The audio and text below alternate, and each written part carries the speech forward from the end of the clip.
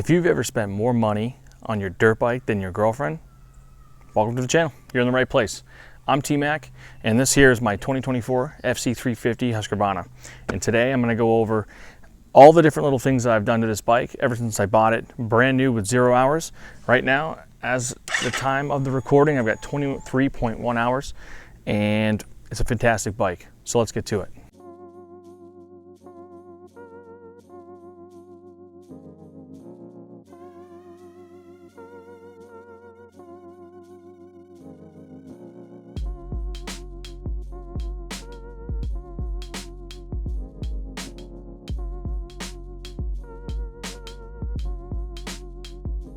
So what I like to do is I'm going to start up here in the front and I'm going to work my way back.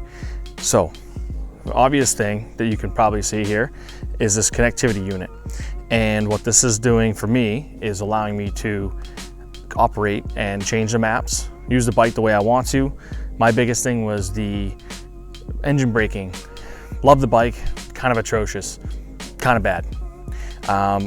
But allowing myself to bring it down to the 0, or actually I think it's 1 through 5. Bring it down to the 1 setting, it's gone. Not totally gone. Maybe you can get more adjustment out of, a get, data, ignition, and tuning, but I don't want to spend $1,000 for all of that. This connectivity unit was around $300, all said and done with labor, an hour of labor, and the part itself. So we got this done over at Motorsports International, so shout out to them. They're over in Auburn, and very good people to work with. So the connectivity unit was a #1 thing I had to get when I got this bike. I found out that the 24 will accept the new one. I think these are coming on the 25s and the factory edition, so very excited about that. So these bars took 3 months to come in. Not Motorsports International's fault. However, man, I waited a long time. So I rode the stock bars for maybe like 15 hours, and they were good. Pro Taper Evo bars are really good, but I just really wanted the Pro Taper Fusions. They have the locking and unlocking mechanism here in the front, and you get a little bit more flex. Paired up with the X-Trig bar mounts. These are these softer rubber mounts. Awesome, just incredible. You can really feel the flex of the motorcycle's front end. And I shouldn't even say maybe the flex of the front end, but you could feel a lot more give with the front end now that I paired up this bar and X-Trig setup. Along with the X-Trig, not the X-Trig, the KYB inserts that I did. Bike awesome, Billy Ainsworth down in Connecticut hooked it up. He got my stuff all valved and set for me, and I've loved them so far. They actually come, I bought these off of Steve's Arnota, local pro out here in New England, and they're already lowered, coated lowers, technical touch lowers, and KYB. So I had Billy take care of those. With all that paired up, the forks, the X-Trig bar mounts, and the bars, there's a lot more front end feel. It's a softer feeling. It's not so harsh. If you've ever ridden stock air forks, or just a stock setup in general, even a KTM stock setup, real stiff, harsh. You're trying to chase settings, you're not really sure where to go. At least with the KYB, I'm more familiar with that feeling. I would get this feeling a lot from my Yamaha 450, which I have since stopped riding a couple years ago. So this is a new platform for me, so to speak. I've only got 23 hours on a European bike, and it's this bike right here, and I love it. I love it. So for all my vet riders out there, Pro Taper cellular device, must have. I don't recommend setting it this low. I went way too low on that. It's sick, but it takes like 2.5 people to pull it down. It's cool, but I think I'm gonna have to redo it, get a new fork guard, but not a big deal. And then obviously, awesome tire, the tire of choice by many professionals at Dunlop, and I'm rocking a WP factory wheel. And other than that, stock brake rotor, and that's it, pretty much it for the front end. The main thing that I really wanted to make sure I got was the X-Trig, the bars, and the control unit. The KYB came second. I was thinking about just running the stock stuff and getting it valved and using the air, but I just had an opportunity to go with KYB, and I knew KYB would be great, so I went with it. So up here on the top of the bike, I bought a Rockstar Edition or Rockstar Factory Edition Guts seat. Very happy, no complaints. I've got maybe 5 or 6, no, probably 10 hours on the seat. Nice aggressive ribs, and it's comfortable, no complaints. If you've ever ridden a Guts seat, you know what you're getting into. So there's that. I just run regular 93 fuel in this. No need for any special fuels for me anyways. 30 years old, vet racing. I'll maybe hop into the pro/expert class here and there, but I don't know, not really my favorite thing to do as of right now. That might change later on, but right now. So moving our way to the back here, I'm running another, well, not another, but I'm running the WP factory rear wheel. At the time of this video, the bike I had, so you're gonna see some B-roll, and in that footage, it's all fresh. The bike is like, you know, new tires for the most part. The graphics were just put on that day.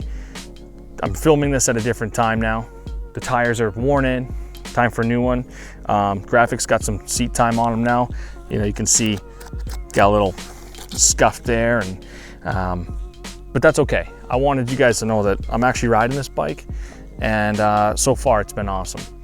But as far as the rear end, I've got these Renthal GP sprockets that are pretty badass. They're not your typical Renthal aluminum sprocket. They've got more of a cutout around the circles where they already cut out more of the material. You can order them through the KTM Power Parts catalog, believe it or not. They look sick. They're really light and they work well. And I paired that up with I believe the off-road O-ring chain. It's a 520 ERVT. Not cheap, but I wanted a quality chain on this bike.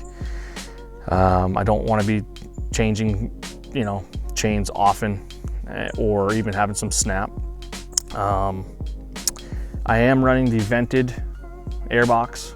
You do get a little bit more throttle response bottom end with that. I do like that. It's been a phenomenal bike.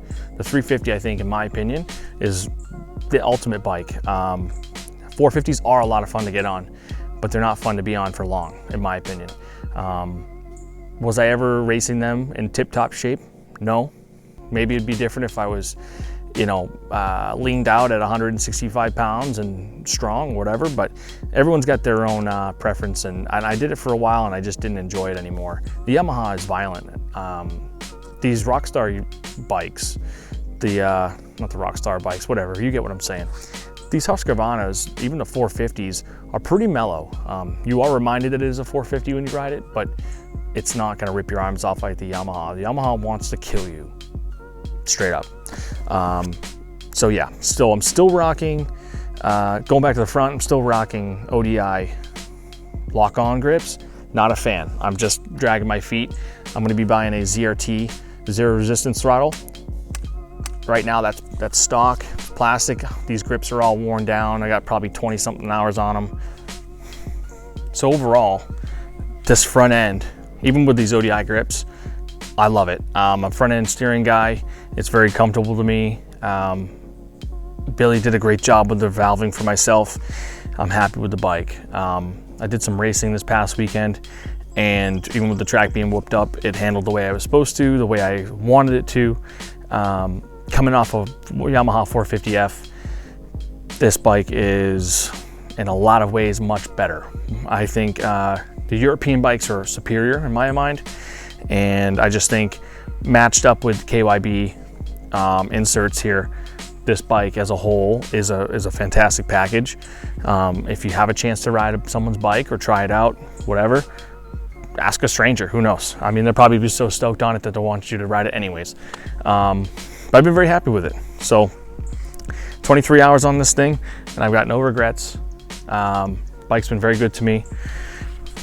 Also, who's been very good to me is Motorsports International. These guys have been behind me for the last 6 or 7 years now, and they've pretty much been able to supply me with every part I've ever needed.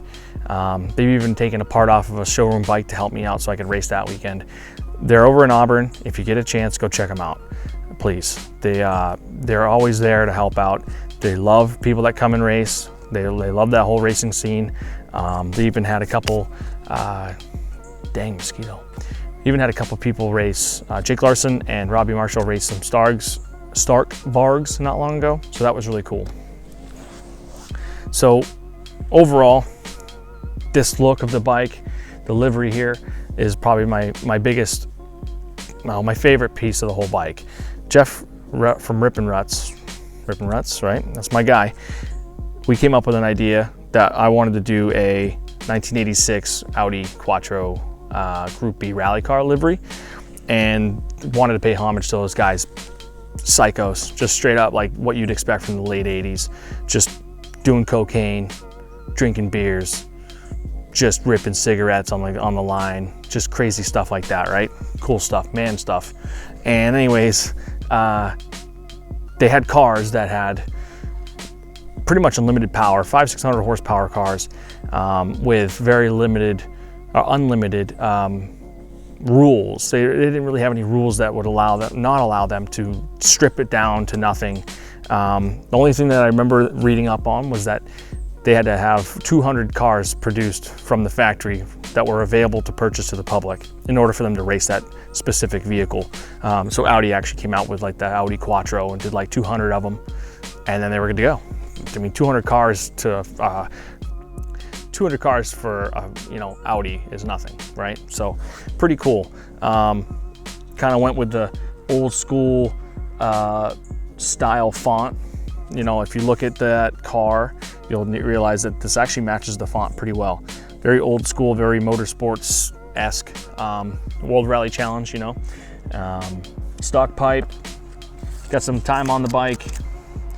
It's good. It's been a great bike. I love the bike. I raced it.